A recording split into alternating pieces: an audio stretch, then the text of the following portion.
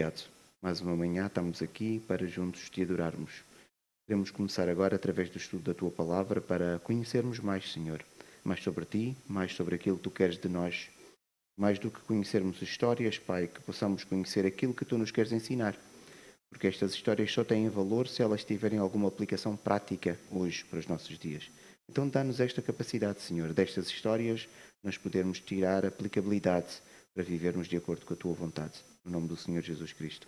Amém. Meus irmãos, nós estamos a estudar o livro de Êxodo, começamos na semana passada. E já sabemos que vamos, durante algum tempo, provavelmente vários meses, não sabemos ainda, nós vamos continuar a estudar o livro de Êxodo, porque nós queremos ir até ao final, tentando conhecer um pouco mais do livro em profundidade, mas mais do que conhecer as histórias, nós queremos é ver aquilo que nós podemos aprender com as histórias do ponto de vista prático para podermos aplicar nas nossas vidas. Então, para a lição de hoje, nós temos aqueles pontos que vos apresentamos, que é a educação, e nós estamos agora centrados em Moisés. Vamos depois estudar a questão da fuga do Egito, não é? E vamos depois tentar compreender um pouco mais da personalidade de Moisés e vamos ver que é uma pessoa que tem variações em termos de estados de alma e de ambição. E vamos ver que é um homem que depois perde qualquer ambição na vida e, finalmente, acreditamos que Deus fez com que isso pudesse acontecer para Deus encontrar Moisés e chamá-lo para aquilo que é a sua grande obra que ele vai fazer e que nós havemos de estudar a partir das semanas seguintes. Comecemos com a educação, mas destacando aqui algo interessante. No capítulo 2, nós começamos a encontrar informação sobre Moisés. E vamos descobrir que Moisés foi uma criança israelita que nasce e ele vai viver com os seus pais durante sensivelmente 3 meses. Depois já não havia mais possibilidade dos seus pais o manterem e na semana passada estudamos e percebemos que os seus pais tiveram que o colocar numa pequena arca no rio Nilo e esta arca foi encontrada pela filha de Faraó, que quando abriu percebeu rapidamente que se tratava de uma criança israelita, hebraica. E ela o que fez foi simplesmente adotar aquela criança, embora nos primeiros anos ela tivesse uma mãe de criação que a pudesse amamentar, e depois, quando ela acabou o desmame, quando a criança acabou o seu desmame, foi então levada para a casa da filha de Faraó, onde cresceu, e a Bíblia não nos dá muita informação. Então nós encontramos na Bíblia quase o nascimento de Moisés, até sensivelmente aos 3 meses, e depois temos um salto muito grande, e Moisés já tem 40 anos. E quando nós pensamos nisto, nós conseguimos ver que é um padrão na Bíblia. A Bíblia nós encontramos Moisés criança, bebé, recém-nascido quase, e depois tem 40 anos. Encontramos Samuel, a história do seu nascimento, temos um bocadinho ali da infância de Samuel e depois de repente encontramos já Samuel adulto. Quando vamos ver a história de João Batista é igual, temos o nascimento de João Batista, até temos o anúncio do seu nascimento, ele nasce e de repente já temos João Batista com 30 anos. No Senhor Jesus é igual, temos o seu nascimento, temos um episódio de uma história dele com 12 anos, um episódio esporádico, e de repente o Senhor Jesus, quando aparece, tem 30 anos. E eu acho que isto é importante, e considerando o contexto atual, eu queria destacar aqui este aspecto que Deus, de uma maneira geral, não vamos agora considerar as exceções, porque nós não fazemos regras com exceções, Deus trabalha com adultos. E por isso, então, nós exigimos mais dos adultos, porque são aquelas pessoas que têm responsabilidade na tomada de decisão. E Deus, para o seu ministério, na maior parte dos casos, trabalha precisamente com adultos, pessoas que podem assumir responsabilidades e a quem pode ser atribuído culpas na eventualidade de alguma coisa correr mal. Nós não podemos fazer isso com uma criança, até a própria lei nos diz isso. E quando nós começamos a ver que isto é um padrão na Bíblia, nós não podemos ignorar aquilo que vemos atualmente. Há dia estava naqueles vídeos que nós vamos vendo, vejo alguns debates teológicos, e um dos debates era sobre crianças que eram já consagradas ao ministério. E estamos a falar de crianças com 5 anos, que já pregavam, e uma delas disse que começou com 4 anos, e alguém tem 12 anos, já tem altas responsabilidades ministeriais, e eu fico a pensar, isto é estranho. Direi mesmo, é bizarro. Como é que uma criança com 10 anos, por exemplo, vai estar a ministrar uma escola dominical para adultos? Eu não vejo isso com bons olhos e nem encontro isto como padrão bíblico. E por isso a história de Moisés ajuda-me também a confirmar este padrão que nós encontramos na Bíblia. E se considerarmos que as pessoas dedicadas ao trabalho, vamos dizer clerical, embora na altura não fosse clerical porque não existia a igreja, mas nós vamos ver os levitas e a idade com que eles entravam para o ministério e também nós conseguimos perceber que o Senhor trabalha com adultos. E eu pedi a alguém que pudesse abrir em Números no capítulo 4. E a mesma pessoa peço que vá lendo alguns versículos que eu pedir, porque em Números capítulo 4 temos aqui as várias famílias dos levitas, são 3 famílias, e o Senhor está a dar indicações, a idade mínima a partir da qual eles devem entrar ao serviço. Então eu pedia que Números capítulo 4, alguém lesse o versículo 3, por favor.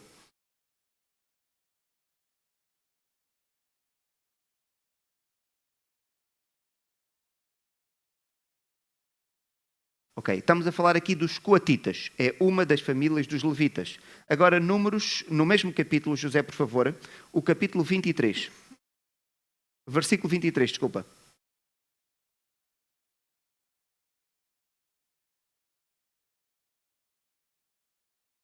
E aqui está a falar de outra família de levitas, são os gersonitas. E agora o versículo 30.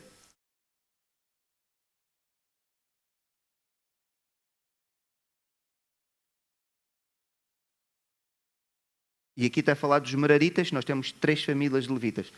Todos os levitas que existem vão pertencer a uma destas 3 famílias. Então o que nós estamos a ver aqui é o Senhor, de forma exaustiva, a repetir, a dizer que os levitas entravam ao serviço quando? Adultos, com 30 anos. Há, entretanto, aqui uma passagem que nos vai dar uma informação um pouco diferente, que é Números, no capítulo 8, o versículo 24. José, se estiveres aí à mão, Números 8, 24. E também nós vamos encontrar aqui uma idade diferente e já vamos perceber porquê. Sim, por favor.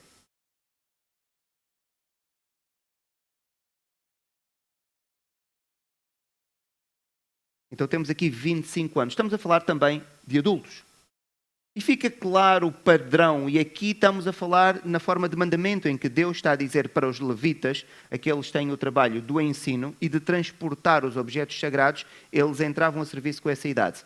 A diferença entre os 25 e os 30 tem a ver com o facto de os levitas deverem iniciar funções aos 25, mas só a partir dos 30 é que eles podem transportar objetos pesados e manusearem os objetos sagrados.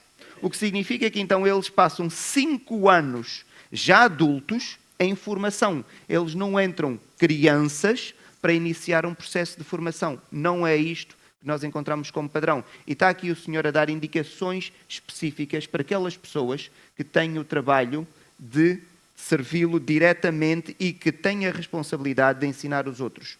No entanto, nós estamos a falar num tempo em que o Senhor está a dar indicações para aquilo que tem a ver com o tabernáculo. As pessoas estão no deserto, não existe um templo, um sítio fixo. Quando isso depois é construído, o templo, e ele é construído por Salomão, mas Davi é quem organiza tudo o que tem a ver com aquilo que vai acontecer no templo, porque o desejo do rei Davi era ser ele a construir o templo, mas Deus não o permite e diz que o filho dele é que iria fazer, mas Davi quer facilitar o trabalho do filho, então ele deixa tudo organizado. Então vejam qual é a idade. 1 de Crónicas 23, 24. Se estiveres aí, José, por favor. 1 de Crónicas 23, 24.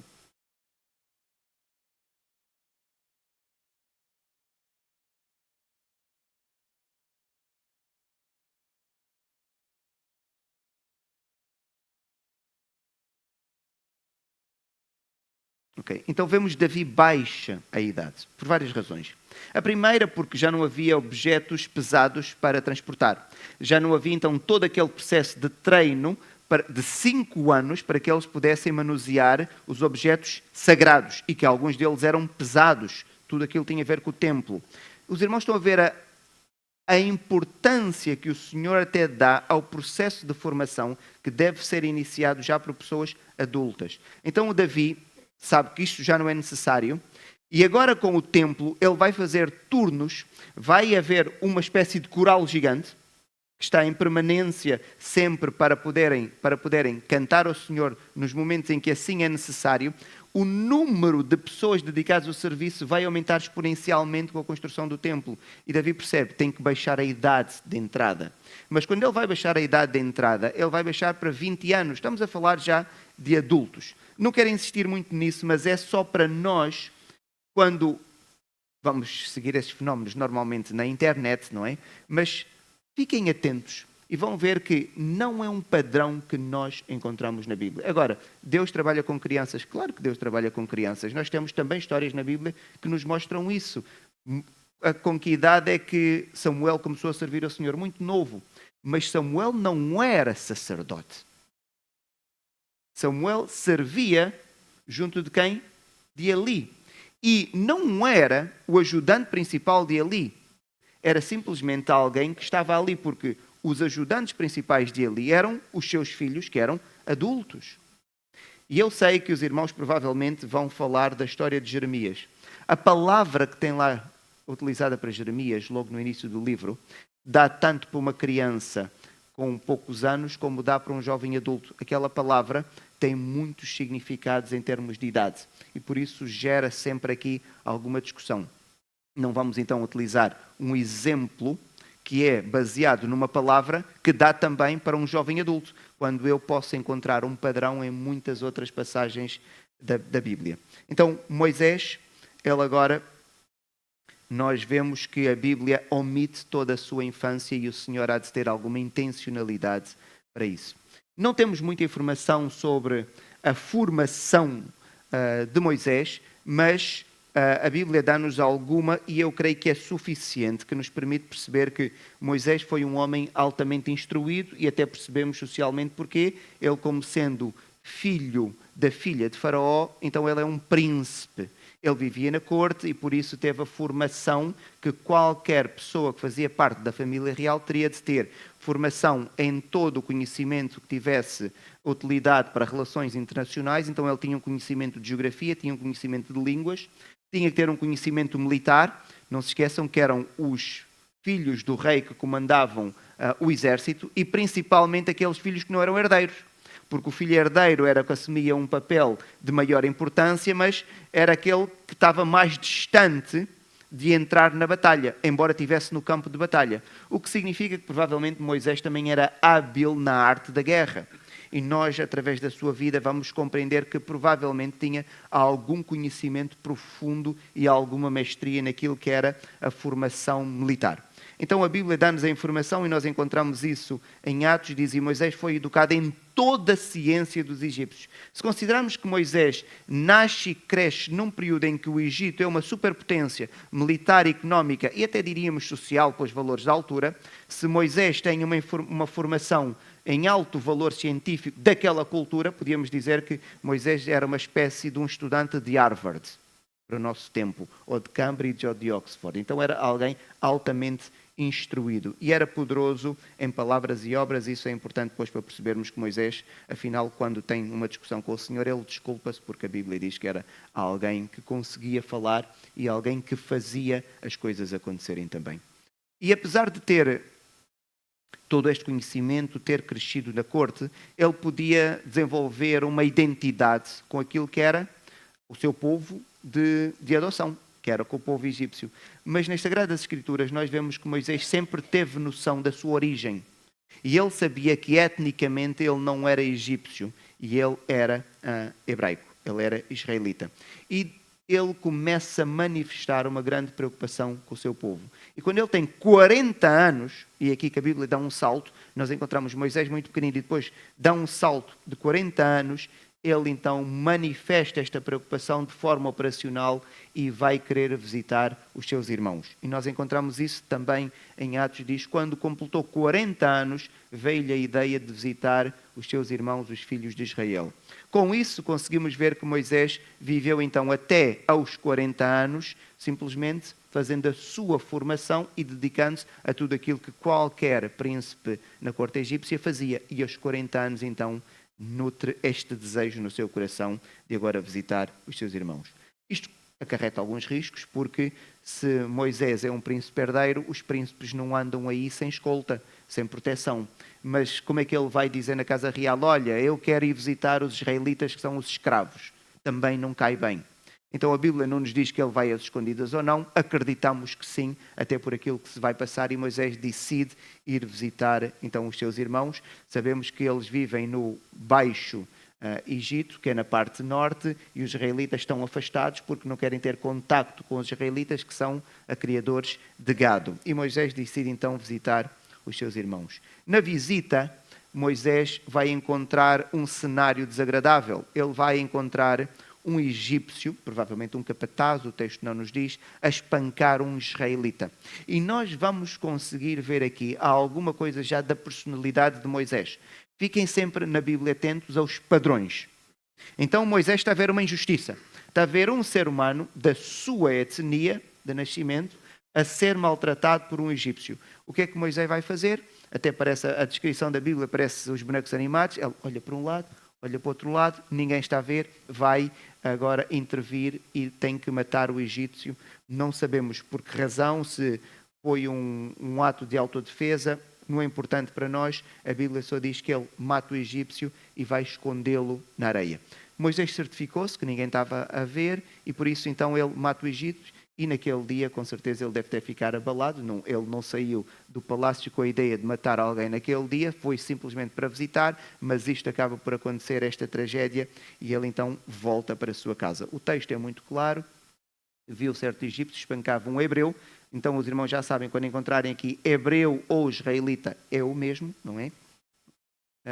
Um do seu povo olhou para os lados e vendo que ninguém estava ali a ver, ele mata o egípcio e esconde-o.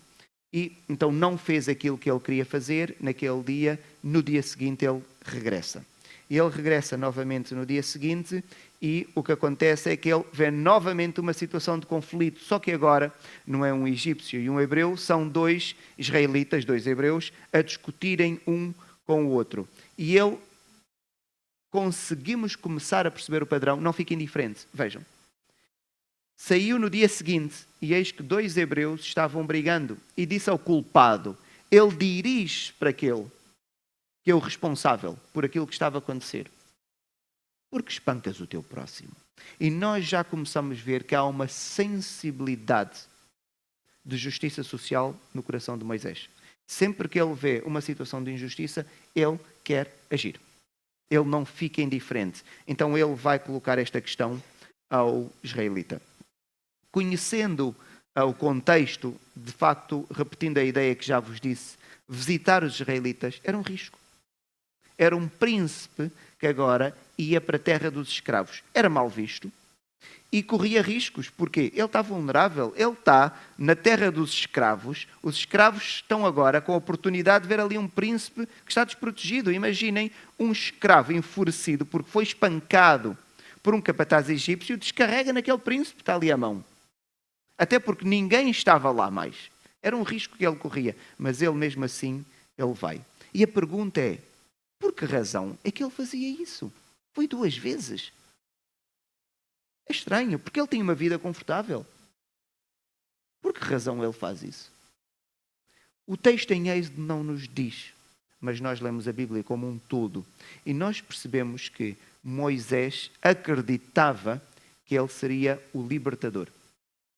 Antes do Senhor ter falado com ele. Ele já tinha esta expectativa. Ele sabia a história do seu nascimento. Ele sabia a história da sua sobrevivência. Ele considerava-se alguém que podia fazer alguma coisa pelo seu povo. E nós encontramos também esta informação no discurso de Estevão, quando diz: ora, Moisés cuidava que seus irmãos entenderiam que Deus os queria salvar por intermédio dele. Eles, porém, não compreenderam. Mas ele já tinha este entendimento, que ele seria alguém que iria trabalhar para a libertação do seu povo, dos israelitas. Mas voltemos novamente à história. Então Moisés volta no segundo dia e encontra 2 hebreus a discutirem. E ele diz ao culpado: por que estás a bater no teu irmão? E como qualquer culpado vai fazer aquilo que os culpados gostam de fazer, homens pecadores que nós somos, fazer o quê? Desviar a atenção culpar outra pessoa ou apontar também o pecado de outra pessoa, que é para minimizar o seu pecado. E este culpado é igual, é um ser humano muito normal, muito tradicional. Então, quando ele vai tentar mediar o conflito, vejam que o que é que o homem que estava a espancar o outro diz: quem te pôs por príncipe e juiz sobre nós? Quem és tu? Ninguém te chamou. Quem és tu? Eles notavam que Moisés tinha roupas diferentes. Eles sabiam. E a própria feição de Moisés estava diferente, porque Moisés, como egípcio, provavelmente tinha o cabelo rapado. E os israelitas não. Moisés não tinha barba. Os israelitas tinham barba. Era o normal. Então eles perceberam que, ainda que pudesse ser uma feição semelhante, mas o tratamento, notava-se que ele tinha semelhança com os egípcios, e perceberam rapidamente. E agora vejam o que é que o homem vai dizer. Pensas matar-me como mataste o egípcio? Aqui os irmãos veem que Moisés, se por um lado tem uma grande sensibilidade, não tem uma boa visão. Porque, lembram-se na história no dia anterior, quando ele foi, o que é que ele faz? Ele olha para um lado, olha para o outro e diz o quê? Não está ninguém. Mas como é que então alguém sabe? Não é?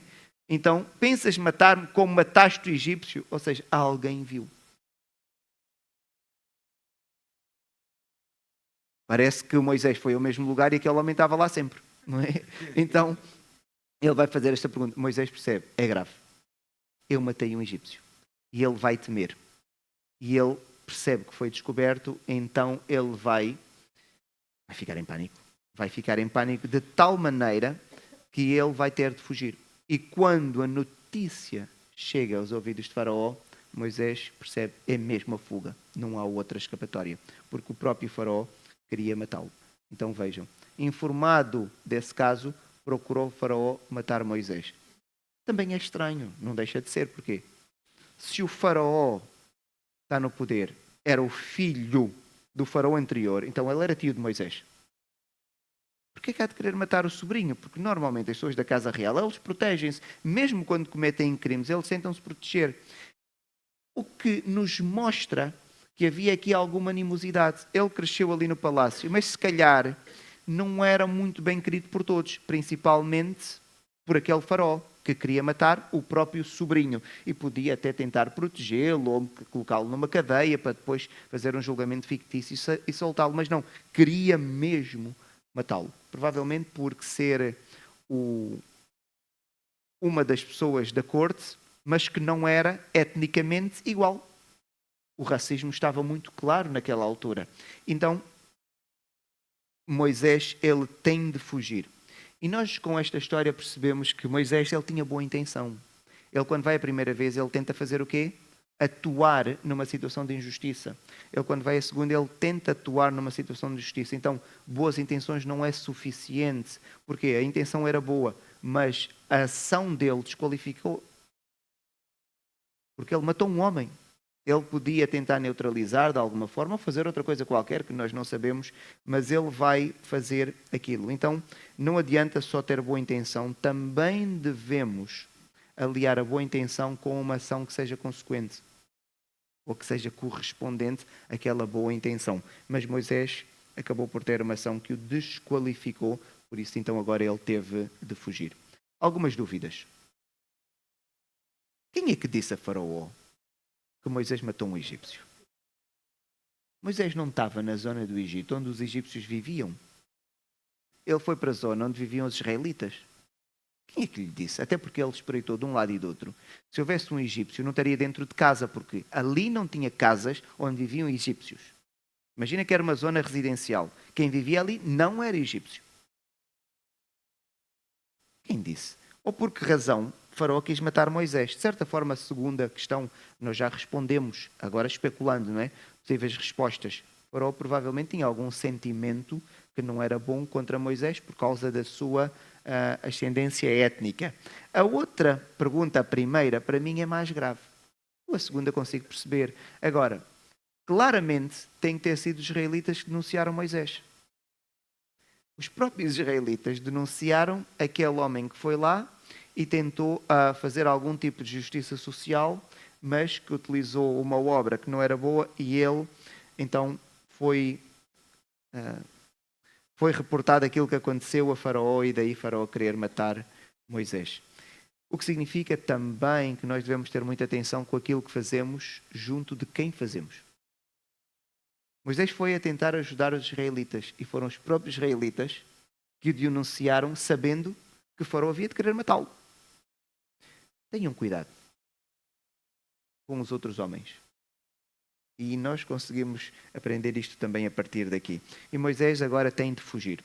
Moisés vai fugir para Midian, a terra dos Midianitas. Ele havia de viver sensivelmente aqui em Mênfis, a capital. Os israelitas estavam aqui nesta zona, na terra de Gósen, que é o Baixo Egito, a norte. Então Moisés tem que fugir e ele vai fugir. Não se sabe exatamente o trajeto, provavelmente por aqui. E ele vai aqui para esta parte e fica do lado oriental da península do Sinai. E ele vai se fixar aqui a uma distância considerável, naquele tempo, não se esqueçam, uma distância considerável para poder então estar ali com alguma segurança e vai estabelecer numa zona de um oásis no deserto do Sinai. E ele vai fugir para aquela região. Os medianitas eram um povo aparentado com os israelitas porque também eram descendentes de Abraão. Os israelitas eram descendentes de Abraão por Isaac e Jacó, e os medianitas eram descendentes de Abraão também pela esposa de Abraão depois da morte de Sara, que era Quetura. E nós conseguimos ver, desposou Abraão outra mulher. Quando Sara morreu, ele vai casar com Quetura, chamava-se Quetura, ela lhe deu à luz a estes vários filhos, 6 filhos, depois vai dizendo quem é que eles vão gerar, e diz que os filhos de Midian, que era descendente também de Abraão. Então ele vai para uma zona onde ele encontra algumas pessoas aparentadas consigo, que também eram descendentes de Abraão, eram semitas também, então haviam de ter algumas similaridades. Não se esqueçam que quando Abraão casa com Quetura, nós estudamos isso, Abraão tinha bem claro na sua mente quem era o filho da promessa, que era Isaac. E ele agora tem 6 filhos com Quetura, e o que é que Abraão fez? Deu bens a estes filhos e colocou-os a viver muito afastados de Isaac, para que não houvesse confusão depois na herança que Isaac havia de receber e não haver depois nada que pudesse interferir com a dificuldade do Isaac receber a bênção, que era aquilo que Abraão queria que passasse para Isaac, a promessa que Deus lhe tinha feito. E ele agora vai se fixar ali naquela região. Novamente, não se esqueçam daquilo que nós já começamos a identificar como padrão comportamental de Moisés. Moisés foge. E ele, quando foge aquela distância toda, é uma distância que ele tem que percorrer ao longo de vários dias, ele chega a Midian e ele percebe que naquela zona ele está relativamente segura, já está bem afastado. Chega junto de um poço. Um poço era como se fosse um sítio de encontro, porque é onde tem água. Se os irmãos forem às aldeias mais antigas de Portugal, hão de encontrar em quase todas as mesmas coisas. Hão de encontrar uma igreja que historicamente estaria no centro da aldeia. Agora os irmãos vão ver que já não está no centro, as aldeias vão crescendo. E havia sempre uma fonte, um ponto de água. Era onde se ia buscar a água, era onde os animais iam beber. Em Loures, no centro de Loures, para quem é aqui de Loures, há ali uma praça, mesmo no centro, perto da Câmara Municipal, chama a Praça Philips, havia ali uma fonte. Fotografias antigas mostram que as vacas iam lá beber água. Então as vacas iam para o centro da vila ou da aldeia, antes de Loures se tornar uma cidade, e os animais iam ali beber. Era assim que funcionava. Então o poço, naquela altura, era o ponto de água. Então Moisés vai para aquele lugar e fica ali. Quando ele fica ali, o que é que ele vai ver? Vai ver 7 mulheres, filhas de um mesmo homem, que era o sacerdote de Midian, e estão ali a levar os seus rebanhos para poderem tirar água para dar aos animais. Só que tem outros pastores na zona que também têm os seus rebanhos e também vão para o mesmo poço para poderem tirar água para os seus animais. E o que é que havia de acontecer? Os pastores chegam lá como homens e vão tentar afugentar as pastoras, que eram mulheres, as 7 irmãs. Moisés olha para aquilo e percebe, mais uma injustiça. E o que é que Moisés faz? Não fica indiferente. Moisés sempre quer agir. Sempre quer agir. E aqui nós conseguimos perceber que ele tinha que ser alguém possante. Vejam, o sacerdote Midian tinha 7 filhas, as quais vieram a tirar água e encheram os bebedouros para dar de beber ao rebanho do seu pai. Então vieram os pastores e as enxutaram. Então elas, quando já encheram o bebedouro, os pastores enxutaram, que é para agora eles só utilizarem a água, já não fizeram o trabalho de ir buscar a água ao poço, que era o trabalho mais pesado. Moisés vê aquilo, então vieram os pastores e enxutaram. Moisés, porém, se levantou e as defendeu e deu de beber ao rebanho. Então Moisés vai novamente ter que agir. Quando ele vai fazer isso, as jovens, quando regressam para casa, reportam ao seu pai que apareceu aqui um homem estranho, nós não conhecemos, e elas vão dizer o que é que os pastores fizeram e aquilo que ele fez. O sacerdote Midian convida Moisés para ir jantar, diz às filhas, então agora vocês deixam-no lá fora, vão lá buscá-lo. E ele acaba por ir para a casa deste homem, e a Bíblia tem coisas estranhas, de acordo com a nossa cultura, ele entra na casa do Senhor e já não sai. E o Senhor disse, fica aqui a viver connosco. E ele lá ficou a viver e depois com a convivência o Senhor acaba por dar-lhe uma filha que é Zípora por esposa e Moisés então casa com Zípora e com esta mulher vai ter o seu filho primogênito que é Gerson e ele vai dar este nome porque significa que ele era peregrino numa terra que não era a sua e era o significado de Gerson. Não se esqueçam qual era a intenção de Moisés quando foi visitar o povo de Israel. Era fazer alguma coisa. Tentar amenizar o seu sofrimento, tentar libertá-los. Ele não foi bem sucedido e o tempo continuou e os israelitas continuaram a ser escravizados pelos egípcios. A história não mudou. Moisés fracassou naquilo que era a sua ambição e ele queria fazer aquilo com a sua própria força, mas não correu bem. Então os israelitas continuaram a ser escravizados de tal maneira que eles começaram a clamar ao Senhor. Clamaram ao Senhor e o Senhor atendeu aquilo que era o clamor dos filhos de Israel e o Senhor decidiu, é agora o momento de agir. E aqui que nós conseguimos ver algumas coisas importantes, principalmente para nós no nosso tempo. Os israelitas não começaram a clamar naquele dia. Os israelitas já eram escravos há muito tempo. Eles já clamavam há muito tempo. Mas porquê é que o Senhor não agiu logo? Não sabemos. A única coisa que sabemos é que o Senhor agiu no tempo que Ele entendeu que era o tempo de agir. E o mesmo vai acontecer nas nossas vidas. Nós vamos ter também momentos de grande clamor ao Senhor. Eles clamaram. Houve gerações que morreram como escravos a clamar. E o Senhor não agiu. Será que o Senhor não é misericordioso? Ninguém pode dizer isso, porque se há um ser misericordioso, é o Senhor. O Senhor tem um relógio diferente do nosso. E por isso nós vamos ter situações de sofrimento, ou temos, mas que vamos ter de certeza que vamos. Faz parte da experiência humana. E nós havemos de clamar ao Senhor.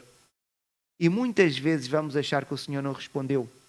Aquilo que nós podemos aprender é que o Senhor tem um tempo em que Ele vai agir. E o sofrimento também faz parte da experiência humana. A diferença de quem tem o Senhor e quem não tem é que quem tem o Senhor vê o sofrimento de outra forma. E consegue suportar o sofrimento porque tem alguém perto de si que o console e o ajude. O descrente não tem. Por isso é que o descrente, em alguns casos extremos, chega ao ponto de suicídio. Não é normal no cristão chegar a este ponto, porque o cristão tem alguém que o acompanha no sofrimento. Agora, o Senhor vai tirar sofrimentos? Acreditamos que Ele pode, sim. Vai tirar? Não sabemos. E é isso que nós podemos aprender com essas histórias. Houve gerações que morreram a clamar. O Senhor estava atento, sempre esteve atento, o tempo todo, mas não era o tempo dele agir. E ele agora decide que vai agir. Quem governava na altura o Egito era Tutmoses III. Estima-se que foi provavelmente um dos reis mais poderosos. Economicamente o Egito estava muito próspero. Militarmente era a superpotência daquela zona. Muito rico. Então o que este homem vai fazer é vai empreender, já tinha começado com o pai dele, uma série de grandes construções. E por isso, porque ele precisava de fazer estas construções, que fazia parte do seu plano de expansão do Egito, ele precisava de mão de obra. Só que a mão de obra tem um preço, mas se for escravo, não. É de graça. Então os israelitas estavam ali à mão. E porque eles tinham medo que os israelitas se pudessem rebelar lembram-se na lição que estudamos a semana passada, então a maneira de os controlar era haver um controle da natalidade e ao mesmo tempo torná-los escravos para eles nem fazerem nada sem controle dos egípcios e nem poderem se rebelar, porque todo o dia de trabalho eles estavam sob supervisão egípcia. Então foi uma forma de controle dos israelitas muito boa e dava jeito por causa da mão de obra que eles representavam. E eu acredito também numa coisa interessante. Imaginem que os israelitas, porque Deus tem um plano deste tamanho, mas nós só vivemos este bocadinho no tempo, nós não conseguimos perceber o plano de Deus. É o mesmo que nós fazemos na educação dos nossos filhos. Nós temos um plano para os nossos filhos deste tamanho, mas os nossos filhos estão a viver este período, então fazem pedidos que nós dizemos, não é agora. Mas ele não percebe. Mas nós que estamos a ver isto, pela experiência e pelo plano que temos, muitas vezes deixamos o nosso filho chorar. É como Deus. Deus tem um plano deste tamanho, mas nós vivemos um tempo histórico deste. Nós não conseguimos perceber o plano de Deus todo. Agora imaginem o Egito fraco e os israelitas saírem. Os israelitas iam concluir que saíram por que razão? Porque até eram fortes e conseguiram lutar contra os egípcios. E eu consigo ver a sabedoria divina. Se Deus quer trabalhar com este povo, Deus tem que começar por ensinar este povo a dizer, vocês do Egito não conseguem sair. É impossível. Vocês daqui não vão sair, é impossível. A não ser que haja uma intervenção extraordinária. Intervenções extraordinárias só podem ser feitas por um ser extraordinário. E quando Israel saiu do Egito, nenhum israelita questionou o poder que estava por trás e que os levou a sair. Então Deus faz as coisas bem feitas. Deus faz as coisas bem feitas. E até hoje nós sabemos que os israelitas só saíram porque Deus fez o quê? Interveio. Porque era impossível os israelitas saírem do Egito. Só que nós vivemos este tempo quando Deus está a ver isto e tem um plano que é deste tamanho. Não é? E por isso às vezes temos que ter esta paciência e a fé vem mesmo disto. Abraão, Deus prometeu-lhe o quê? Que ele seria pai do quê? Ele só teve um filho da promessa. Ele morreu a ver um filho da promessa. Mas será que Deus enganou Abraão? Não, o plano de Deus é deste tamanho. Mas Abraão só vive 100 e tal anos. Dentro daquilo que são os muitos anos em que Deus quer aplicar o seu plano. Mas Abraão, por isso é que era extraordinário, pela fé que tinha. Ele viu um filho, mas ele sabia, mas o plano de Deus vai se cumprir. Mas o plano de Deus vai se cumprir. E ele sempre acreditou nisso. Então, o Senhor agora atendeu ao clamor dos israelitas. E o Senhor vai começar a utilizar Moisés. Moisés, aos 40 anos, queria fazer algo pelo seu povo. Não conseguiu, fugiu. E nós conseguimos perceber pelo texto que ele perde toda a ambição. Moisés ficou a viver em Midian 40 anos. Significa que, quando agora nós vamos ver a história de Moisés, a história de Moisés é bebê, vimos aquele episódio com 40 anos e depois dá um salto de mais 40 anos. Por isso é que eu digo, nós lemos a Bíblia e achamos que de um versículo para o outro são 40 anos. Imaginem eu parar a lição agora, daqui a 40 anos, e dizer, irmãos, 40 anos passaram, a nossa vida não parava. E de repente a vida de Moisés dá um salto de 40 anos. E Moisés agora tem, para quem já fez as contas, não é uma conta, 80 anos. Mas vamos lá ver. Um homem com aquela formação, poderoso em obras e palavras, 40 anos a trabalhar, o que é que o irmão estava à espera que este homem tivesse? Tinha que ser o chefe de um clã, com certeza, 40 anos. Aquele homem era mais formado, mais habilitado que todas as pessoas com quem ele lidava. Ele destacava-se. Numa conversa, ele destacava-se. Porque falava línguas, porque conhecia a geografia. Ele claramente era a pessoa mais habilitada ali. Então, eu estava à espera que fosse o chefe de um clã, tivesse o seu rebanho, que era a forma de contarmos a riqueza, não é? Provavelmente uma grande casa com muitos servos. 40 anos de trabalho é muito tempo. E nós agora vamos ver Moisés. 40 anos depois, o grande Moisés. Apacentava Moisés o rebanho de Jetro. Nem tinha um rebanho seu. 40 anos ainda vivia na casa do sogro. E cuidava do rebanho do sogro. Fica a pensar, que homem sem ambição é este? Um homem que casa, mas não tem ambição.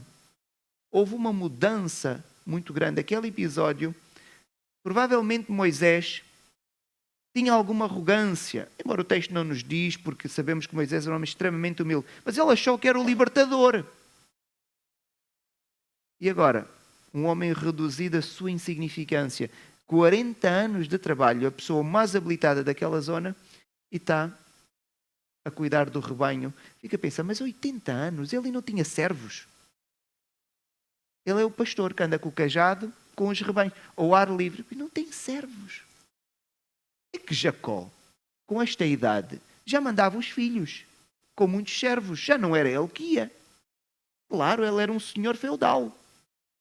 Moisés não. Está a cuidar do rebanho dos seus sogros aos 80 anos e ele vai chegar ao monte Horebe. Enquanto ele pastoreava, ele vê um fenómeno estranho. Ele vê um incêndio num arbusto, uma sarça, é um arbusto baixinho, normal daquela zona. Ele vê um incêndio e, como qualquer incêndio, aquilo começa a queimar. Ele, pastor, estava habituado a fazer queimadas, era uma coisa normal, para queimar resíduos, detritos ou árvores, às vezes que eles tinham que cortar galhos, outras coisas, fazia-se queimadas, ainda hoje se faz. Então ele sabia, a queimada vai queimar até o combustível acabar. E depois o fogo simplesmente desaparece. Ele está a ver, o texto não nos diz o tempo, mas tem que ter passado algum tempo, aquele incêndio naqueles arbustos, e ele percebe, mas este fogo não acaba. E o fogo não se consumia.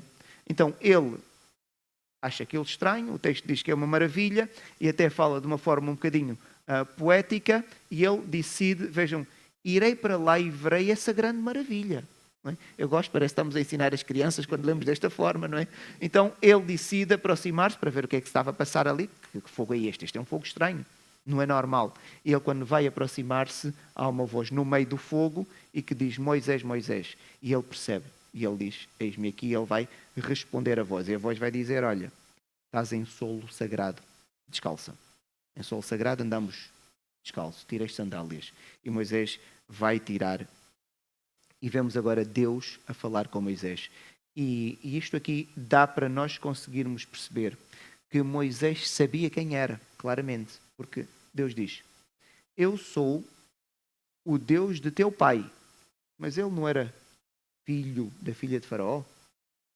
Mas Moisés sabia, porque Deus não disse, olha, embora tu não soubesses, mas... Não, Deus parte do princípio que ele sabia. Deus parte do princípio que ele sabia. Porque ele sabia. De teu pai, o Deus de Abraão, o Deus de Isaac e o Deus de Jacó, que são os teus pais. Moisés escondeu o rosto porque temeu olhar para Deus. Então Moisés tinha conhecimento de Deus. E Deus agora vai falar com Moisés e vai começar a trabalhar com ele. Deus vai revelar qual era o plano a Moisés e prometeu que Israel iria sair do Egito, porque se iria herdar a terra de Canaã, tinha que sair do Egito para poder herdar a terra. E na promessa nós encontramos Deus a dar informações muito concretas. Vejam o que é que Deus está a dizer a Moisés. Deus está a dizer que eles iriam herdar a terra de Canaã e Deus começa a explicar porque é que vai dar a terra de Canaã. Deus sempre dá o melhor. E agora vejam, Deus vai falar sobre o aspecto da terra, a qualidade e a sua localização. Disse ainda o Senhor, vi a aflição do meu povo e ouvi o seu clamor por causa dos seus exatores. Conheço-lhe o sofrimento e por isso desci a fim. Deus está a dizer, eu vou livrá-lo da mão dos egípcios para fazê-lo subir daquela terra a o aspecto, terra boa e ampla. A qualidade, terra que mana leite e mel, é uma expressão idiomática, não é? E onde é que é esta terra? Era a pergunta legítima. E é onde? Moisés podia não conhecer. Ele vai dizer o lugar do cananeu, do Eteu, do Amorreu, Farazeu, o Eveu e o Jebuseu. Deus não faz promessas abstratas. A vontade de Deus não é qualquer coisa que Deus tenta esconder e que nós temos que andar à procura como a percorrer um labirinto para encontrar. A vontade de Deus é muito clara. E por isso quando as pessoas, às vezes, os irmãos veem que eu sou muito crítico e dou sempre este exemplo de uma menina, era um casal, que estavam aqui e tinham vindo do outro lado do oceano e eu estava a perguntar porque é que estavam aqui a dar uma volta. Ele disse, estamos a tentar saber a vontade de Deus. Precisa de vir do outro lado do oceano para saber a vontade de Deus. Deus está a esconder a sua vontade? Não, Deus não esconde. Deus comunica de forma clara. a sua vontade. O problema é que às vezes nós não queremos por conveniência. Nós queremos é que a vontade fosse outra. Então dizemos não estamos a perceber qual é a vontade de Deus. E Moisés vai fazer isso um bocadinho. Fingir que não está a perceber. Nós é que não queremos a vontade de Deus, mas dizemos que queremos. O problema tem a ver connosco. Então Deus vai comunicar, Deus não faz promessas abstratas, e uma coisa que nós aprendemos é que Deus, aquilo que nos dá, é aquilo que é melhor para nós. Volto a dizer, mesmo que às vezes nós não percebamos, mas sempre aquilo que Deus dá é sempre o melhor para o homem. Então Deus está a dizer, eu vou dar uma terra. Destacamos esta expressão, terra que mana leite e mel, que é uma expressão que os irmãos vão de encontrar muitas vezes na Bíblia, referindo-se à terra prometida. Significa que é uma terra que é capaz de suportar a vida humana e a vida animal, e é uma terra autossuficiente. É uma terra boa, farta. É uma terra autossuficiente para a vida animal e a vida humana. Uma terra mesmo boa. E Deus está a dizer, esta é a terra. E Deus agora vai começar a trabalhar com Moisés e vai-lhe revelar qual é o seu plano. E diz assim, vem agora e eu te enviarei a Faraó para que tires o meu povo, os filhos de Israel, do Egito. Deus não anda com meias palavras e diz, ok, já me apresentei e agora estás em condições. Quando tinhas 40 anos não estavas, mas agora estás. Agora que és um mero pastor. E os irmãos, quando pensarem em Moisés como pastor, não se podem esquecer. Moisés foi educado como quem? Como um príncipe. Príncipe de que país? O que é que representava um pastor para um egípcio? Abominação. Este homem tornou-se o mais humilde que havia. Este homem estava a fazer um trabalho que na cabeça dele era impensável. Deus reduziu a nada. 40 anos a fazer aquilo que ele não gostava. 40 anos é muito tempo. A fazer aquilo que ele não gostava. E Deus reduziu a nada. E disse, agora estás preparado para eu trabalhar contigo. Então quando nós às vezes estamos na força da nossa vida e achamos que agora sim temos a condição para trabalhar com o Senhor, provavelmente estamos no momento errado, porque é a arrogância que está a falar. E Deus às vezes reduz-nos mesmo a nada. Tira-nos os bens, dá-nos a insignificância, tira-nos o prestígio social, outras coisas quaisquer que Deus às vezes faz mesmo para nos tornar humildes, porque Deus não quer arrogantes. Moisés achava, por ser príncipe, ia libertar os egípcios, os israelitas do Egito. E Deus, não, agora que és pastor, agora que és abominável, estás em condição. E eu agora vou trabalhar contigo. Não é? E agora Moisés começa a fazer aquilo que é humano, vejam. Então disse, quem sou eu para ir a Faraó e tirar do Egito os filhos de Israel? Mas eu, pastor, quando eu chegar lá, pastor, eu nem entro no Egito, nem vai ser permitido. E Deus vai dizer, não vais, eu vou capacitar-te. Eu serei contigo e este será o sinal de que eu te enviei. Depois de haveres tirado o povo do Egito, servireis a Deus neste monte. Deus está a dizer, vai, e a prova é que tu vais voltar a este monte, mas não vais voltar mais como pastor. Vais trazer os israelitas todos e vais ficar aqui neste monte. Esta é a prova daquilo que eu te estou a dizer. Então os irmãos já têm a expectativa que devemos chegar um dia novamente a estudar em que nós voltamos a este monte. Em que nós havemos de voltar a este monte, não é? Só que aquilo que Deus está a dizer que vai acontecer é impossível. É impossível acontecer. Como é que um pastor agora vai voltar? Não se esqueça, ele não tem nenhum exército, ele não tem um clã. Deus fez de propósito. Imagina que Moisés era um homem que enriquecia, porque podia, e tornava-se um senhor feudal como Abraão. Podia até juntar um exército de mercenários e tentar ir até o Egito. Mas Deus não permitiu que Moisés fizesse isso. Deixou-o ser pastor de um rebanho que nem era seu. Ou seja, e quando ele fosse ao Egito, ele não tinha ninguém para ir com ele que fosse homem de guerra. Não fosse Moisés depois pensar que fez alguma coisa porque tinha muito dinheiro e com a sua força conseguiu então libertar os israelitas. Deus parece que faz mesmo de propósito. Reduz-nos a nada para depois dizer, agora estás em condições para fazer a minha obra, para perceberes que o poder que opera não é teu, mas é aquele que eu te dou, não é? Então, já vimos que Moisés começa com as desculpas, não é? Vai dizer que não é ninguém para ir. Deus diz, não, vais, eu vou-te capacitar. Moisés começa a insistir nos detalhes da desculpa, vejam.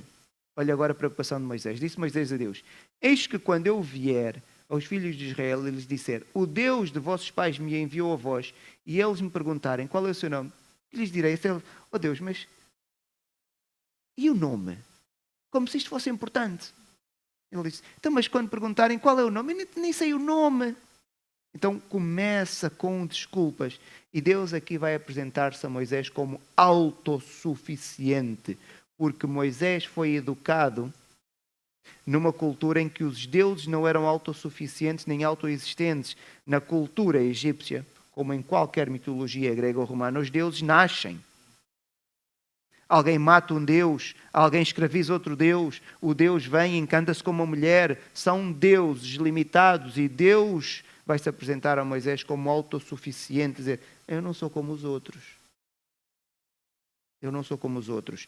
Então o Senhor vai dizer a Moisés o que é que ele deveria fazer e o Senhor vai lhe dizer o futuro, aquilo que deveria acontecer. Ele vai dizer que ele devia ir até o Egito, encontrar-se com os anciãos, os líderes do povo, e dizer que foi enviado por Deus.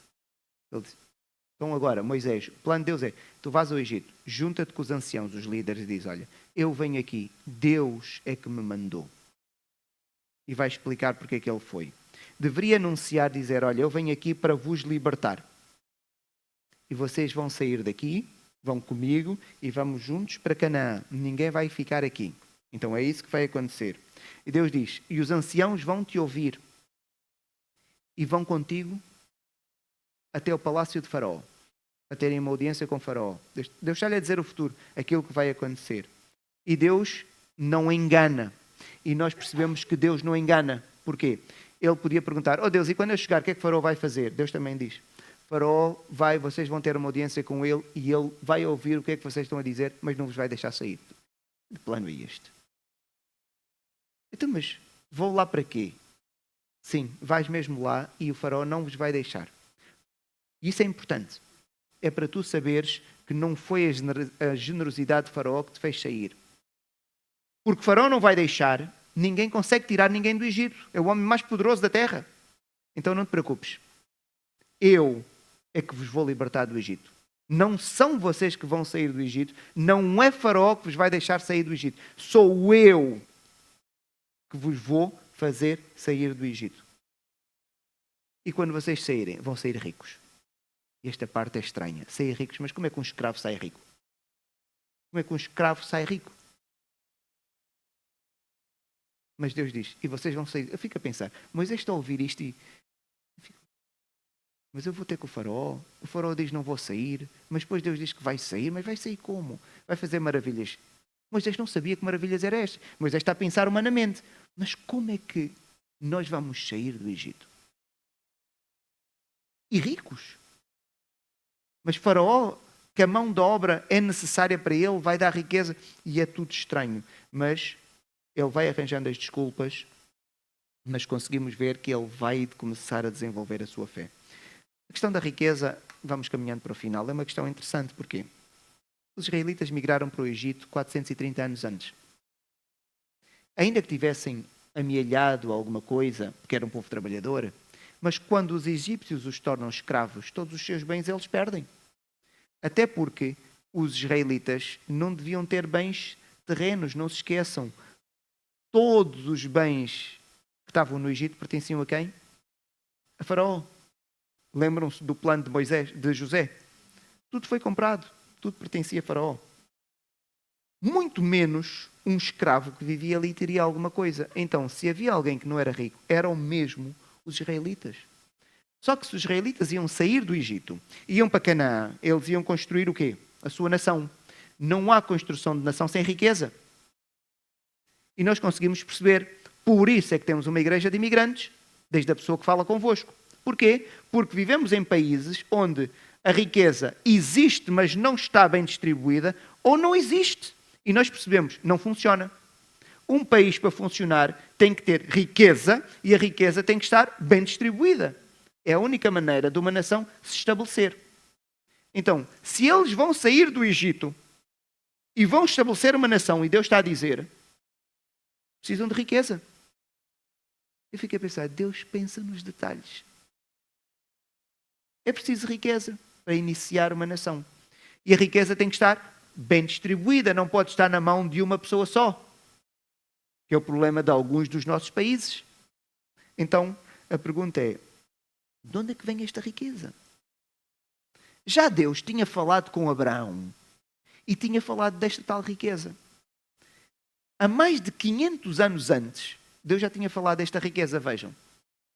Deus a falar com Abraão, a tua posteridade será peregrina em terra alheia. Estava a acontecer. E será reduzida à escravidão. E será afligida por 400 anos. Eu julgarei a gente a que têm de sujeitar-se e depois sairão.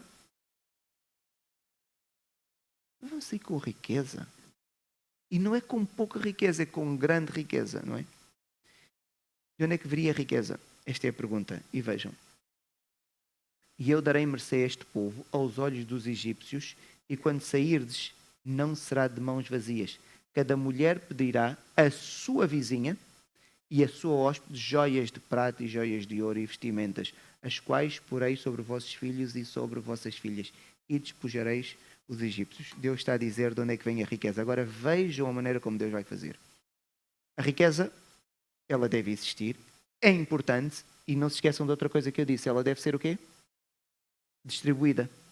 Então agora pensem, aqui somos israelitas, somos escravos, e Deus está a dizer, as mulheres, não é? Agora seria a minha esposa, a esposa de José, a esposa de Nilvano, vão ter com as egípcias, normalmente são as mulheres que fazem a gestão das joias da casa, porque a riqueza não era em dinheiro naquela altura, era, embora já houvesse dinheiro, mas era mais em metais preciosos, em animais, não é? Agora, vocês vão ter com as outras senhoras, Deus faz bem as coisas, não é um homem que vai falar com outra mulher, não é? Até nos pormenores conseguimos ver o cuidado de Deus. Vão e peçam às egípcias. Então, ela vai trazer riqueza, vai colocar sobre os filhos. Não é? Ela vai trazer riqueza, vai colocar sobre os filhos. Ela vai trazer riqueza, vai colocar sobre os filhos. A riqueza vai estar onde? Distribuída. A riqueza vai estar distribuída. Mas não deixa de ser estranho. Espera lá. Os israelitas estão no Egito. Escravos. Deus está a dizer que eles vão sair. E com riqueza... Como é que isto vai acontecer? Tem que vir nas próximas lições. Sim. Muito obrigado.